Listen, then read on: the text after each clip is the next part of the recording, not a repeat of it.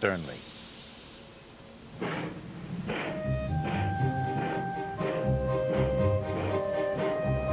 Thomas steamed back to the dairy as fast as he could.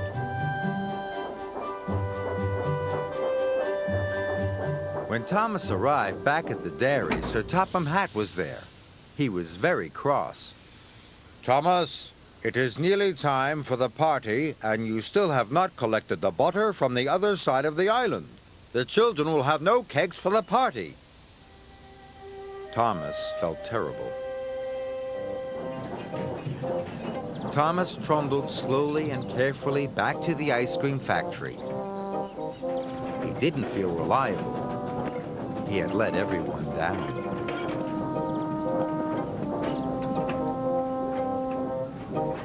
When he finally arrived with the milk, the manager told Thomas to take the old churns back to the dairy. But suddenly, Thomas had a better idea. Thomas steamed along with the milk churns even faster than he had before. He huffed up Gordon's Hill and chuffed down to the valley. He raced like a rocket, and he wheeshed like the wind. The churns in Thomas's freight cars rattled and rolled. They clanked and crashed, and biffed and bashed. Even the cows and sheep looked up to see what the noise was. But Thomas couldn't stop until he got to the bakery. As he arrived, he blew his whistle long and hard. "I need butter, not milk!" cried the baker. He was surprised to see the milk churns. "Look inside the churns," tooted Thomas. The baker couldn't believe his eyes. The almost butter was now butter, enough to make all the cakes for the party. Sir Topham Hatt heard what Thomas had done. He came to see him. Thomas thought Sir Topham Hatt would be cross. He was very worried. But Sir Topham Hatt smiled. "Thomas, you have saved the children's party," he boomed. "So today, that makes you the most reliable engine on the whole of Sodor." And later, Thomas had his most important job yet. As guest of honor at the children's party. There was lots of ice cream and plenty of cakes. Everyone had a wonderful time. The children cheered for Thomas. Thomas felt very proud.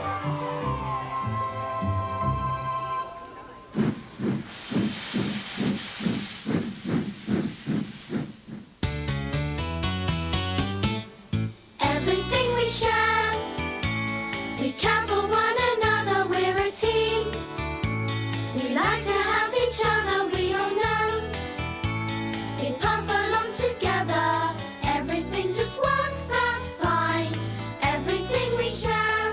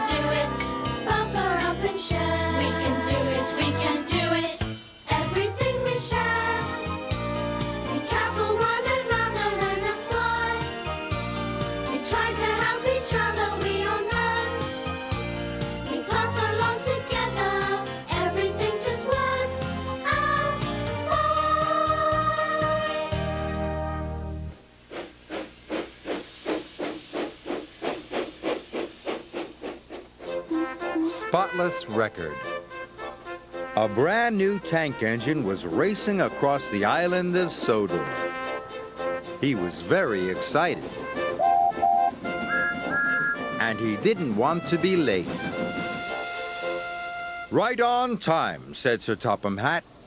Thomas and Percy looked at the big tank engine. He was very impressive. This is Arthur, said Sir Topham Hatt. He's here to shunt freight cars and pull freight. Nice to meet you, puffed Arthur politely. And he's got a spotless record, said Sir Topham Hatt. What's a spotless record? Whispered Percy. It means he's never been naughty or made a mess, replied Thomas.